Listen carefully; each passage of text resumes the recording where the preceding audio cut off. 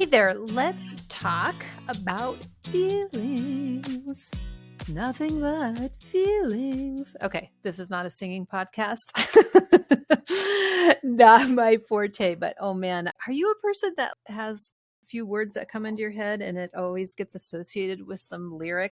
I certainly have a lot of little lyrics in my head. I don't know the words to a complete any song except for maybe Happy Birthday, but I have little clips that go through my head all the time.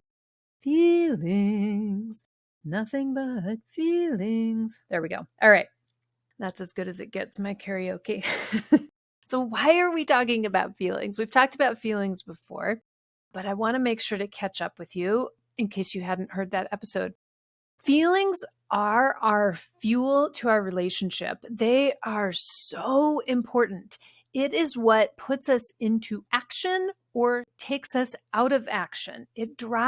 Feelings drive everything we do and we don't do in life. I feel like doing it. I don't feel like doing it. Feelings come on very, very quickly and can be sharp like an impulse. Like when I walking through my kitchen, my teenager had a end of the school year party and there's a bowl of potato chips that are left out. And man, the impulse feeling is so quick when I walk by to stick my hand in there and grab a few.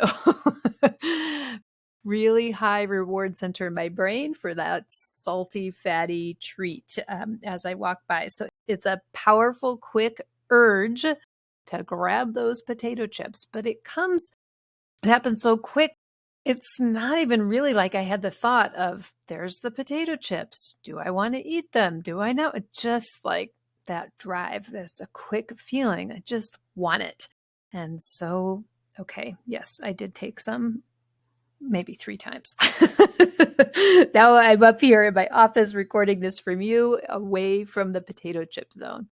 But understanding our feelings, and the more granular we are at really being able to be in touch with our feelings, this is when we can have a pause between that reaction, the response. From the reaction, that urge, and our response, putting potato chips in my mouth. We need to slow this down because as a human, you are going to have a lot of feelings, a lot of urges. We have lots of thoughts and we have lots of feelings that come on very quickly, but we don't always want to act on them.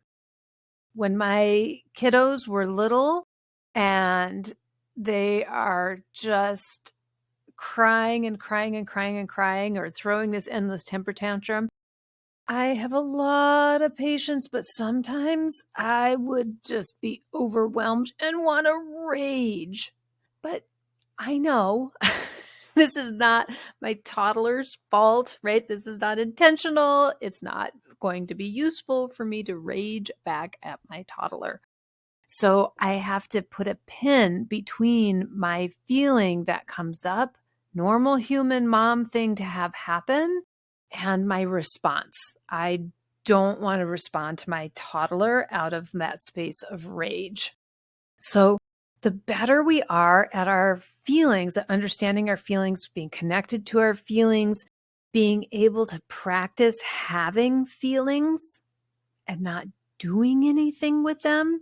I've told you guys before, I do cold water exposure. I started in the 45-degree lake on a snowy day. That is to practice having intense feelings on purpose and not having to run away from it. To be able to stay with myself, to stay in calm, to calm myself, to calm my nervous system in the face of an intense body sensation and intense brain wanting to interpret that body sensation as dangerous. So I practice this on purpose because of the time when my spouse comes home from work and gives me that look. You know the look. It could be the look of, I'm upset that the house is a mess, or it could be the look of, I want to go have sex right now, or It could be the look of a million things under the sun. But there's a look, those looks that your spouse has, that your spouse gives you or doesn't give you or gives other people, and it invokes a certain feeling in you. And we build upon that, whatever we make that look mean, as if it's truth, and we can react from that place. And that's not always the best, cleanest place from us to react from. So giving ourselves time and exposure and understanding of feelings. Last week I did some reading for you guys. I'm going to do some reading again today with you guys, and different kind of reading. This isn't a parable kind of reading, but I'm going to read some feeling words so that you get an opportunity to kind of try them on right here, right now.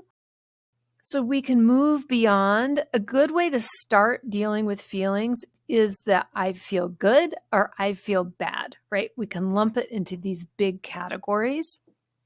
But the more curious we are, the more familiar we are, the more diverse our languages around feelings, the more we can notice them and pay attention to them and work with them and have them be for us and not against us.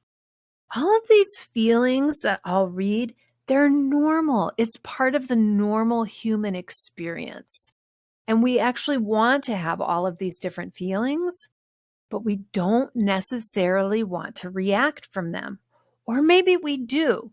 And we want to choose, I am going to react on purpose from this feeling, from this energy level, because sometimes a situation does call to act from what you would call a quote negative feeling or a highly intense feeling. Sometimes you do want to react from that, but it's reacting on purpose. This is where you have a driven life, a created life, a life that has more connection to yourself and to the world around you. So let's take a look. What goes beyond the feeling of good and bad? How about agitated, bold, courteous, distrustful? Can you tell these are in alphabetical order? Fragile, honored, eager, energized, excellent, infuriated, youthful, weary, slighted.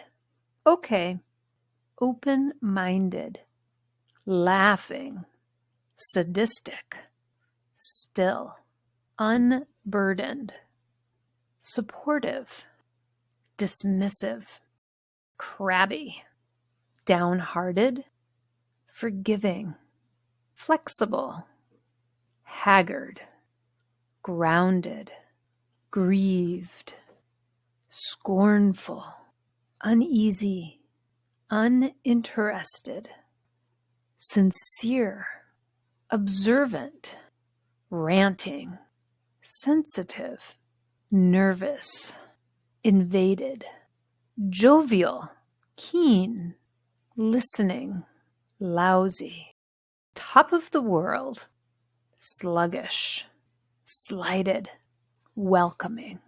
These are a few. There are more. There are lots more feelings. Take a listen to these feelings again and just see how it resonates in your body. When you try on a word, it will show up in your body. If you take the feeling of close, how does this occur in your body? Or ashamed? There's a certain, if you actually lean into feeling ashamed on purpose, your body reacts in a particular way. Notice what that is. See for yourself that it is a body reaction and an energy level, but it's not harmful in and of itself. Like me getting into the cold water, there's a lot of sensation that happens and body reaction, but I don't have to run away from it. I can be present with it. I can be in stillness with it and have that going on while I'm present to another emotion of calm. Two of them can be present at the same time, while one of them can have the space to be used up, while the other one can be the one to be in charge. I don't just run out of the lake. I use my calm presence to allow myself to feel the intensity of that cold water, and I decide which one is going to be in charge. Try a few more on. I'm going to read a few more, and just notice for yourself what body reaction that you may or may not have to these. Hot-headed, furious, easygoing, guilty, dull, blushing, enraged, joyful, spiteful, and spunky. I'll leave us with spunky today as our last one. It might be a nice way. Is that how you'd like to go into your day, feeling a little spunky? What would you have to be thinking about to create this feeling of spunkiness? How would you have to look at yourself or look at the world to be a little bit spunky? If you were feeling a little spunky, what would your actions be? A little light in your step, a little maybe joking around, lighthearted interactions, not probably in a lot of judgment and criticism. Might be an interesting emotion to try on with your next interaction. All right, my friends, if you want help coming in and figuring out how do I create these emotions that I really, really want in my relationship? How am I able to hold space for the emotions that are difficult and high and I want less of? This is what coaching is for. You can make these growths and make these transformations. Start with getting into action here of just noticing, can you name some of your emotions throughout the day? Maybe you can't in the moment, but you could go back and see and go back and look. Don't just look at the negative ones. Look at the good ones too. Let yourself have all of that experience. The next few episodes, we're going to kind of deep dive into some of the common emotions that come up in relationships and the ones that are the most important ones that you want to have in your relationship on purpose, that we want to feed into these top 5 feelings to create on purpose in your relationship.